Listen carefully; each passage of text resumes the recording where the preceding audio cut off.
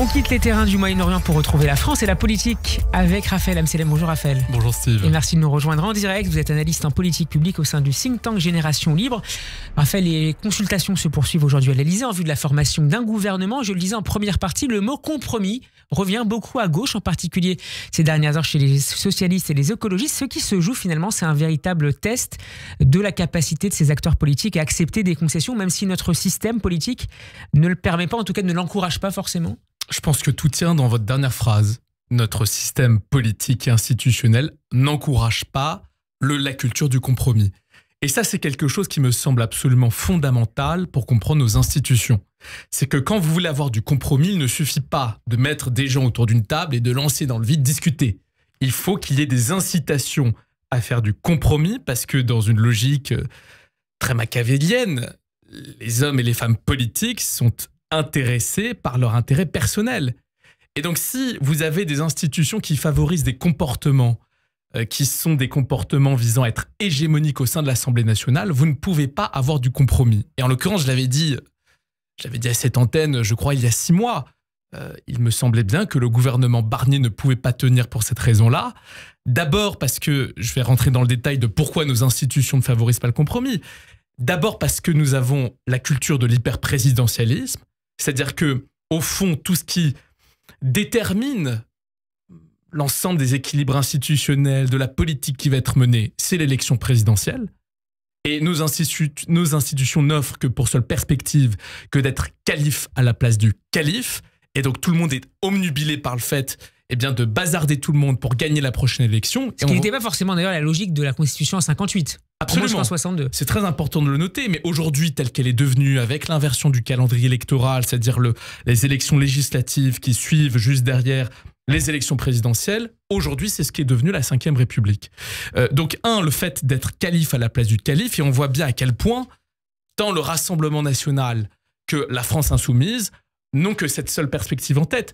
Et pas que eux d'ailleurs, puisque si vous suivez un petit peu les remous qui ont lieu au sein du bloc central et aussi à Matignon, vous savez qu'actuellement, il y a des batailles. Notamment, on entend dire qu'il y a un bloc Attal-Retailleau contre un bloc Wauquiez-Le Cornu. Parce que les deux sont intéressés par 2027 et donc tout le monde cherche à savoir comment est-ce qu'on peut court-circuiter l'autre afin de pouvoir espérer gagner. Donc, nous avons cette seule perspective qui est offerte d'être calife à la place du calife.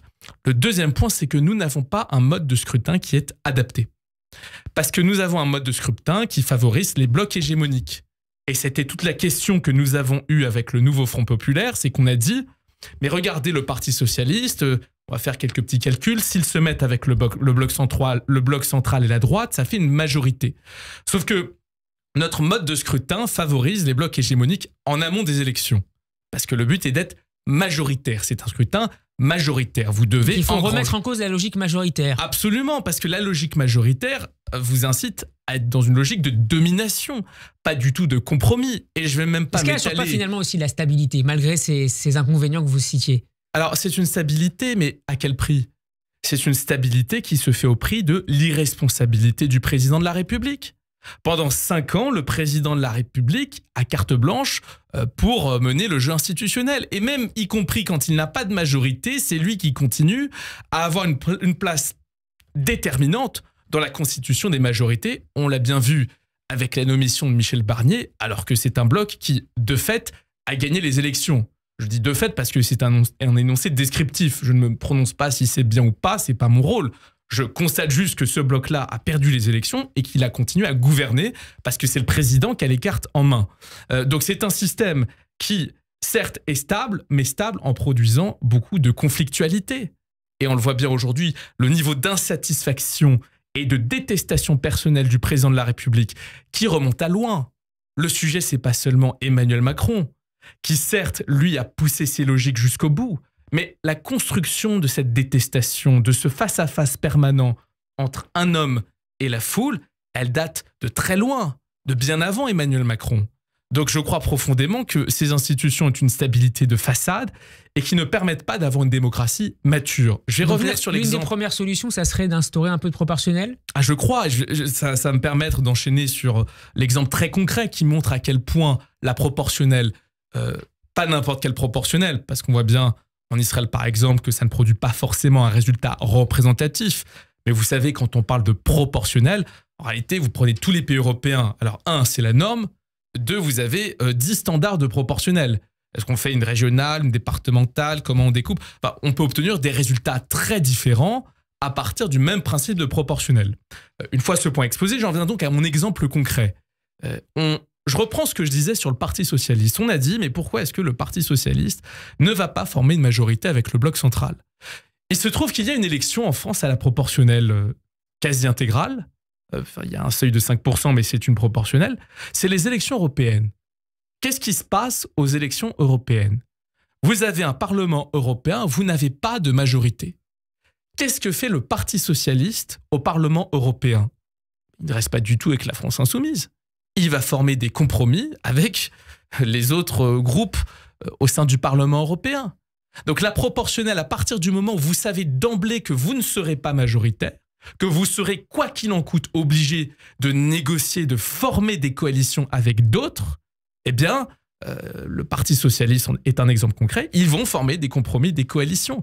Et la proportionnelle a cet autre avantage qui me semble absolument déterminant, c'est que chaque écurie part dans son coin sur la base d'un programme d'idées. Pas d'un grand mélange entre un parti socialiste et un LFI qui, à la fois sur l'économie, sur les relations internationales, sur le nucléaire, ne sont d'accord sur rien. On a tous vu à quel point cet accord électoral a été formé pour gagner les élections, pas pour former un programme. De manière d'ailleurs très assumée parfois. Et de manière effectivement très assumée. Et d'ailleurs, pour terminer, on voit aujourd'hui que les discussions avancent. Elles avancent après un échec cuisant du gouvernement précédent. Elles avancent, il va falloir faire attention, puisqu'il y avait un article, je crois, dans le Figaro qui en parlait, j'en termine là. Il y a des députés socialistes qui sont très conscients qu'en l'état actuel de la composition électorale du pays, le PS ne peut toujours pas partir seul sans la France insoumise. Donc tant qu'on n'aura pas de proportionnel, je crois que le PS, mais pas que, chacun sera dans des logiques de devenir dominant et de ne pas former de compromis. En attendant peut-être une prochaine dissolution. Merci beaucoup Raphaël Abselem. Il faudra attendre à minima l'été. Bon après-midi, à la semaine prochaine. Bon après-midi.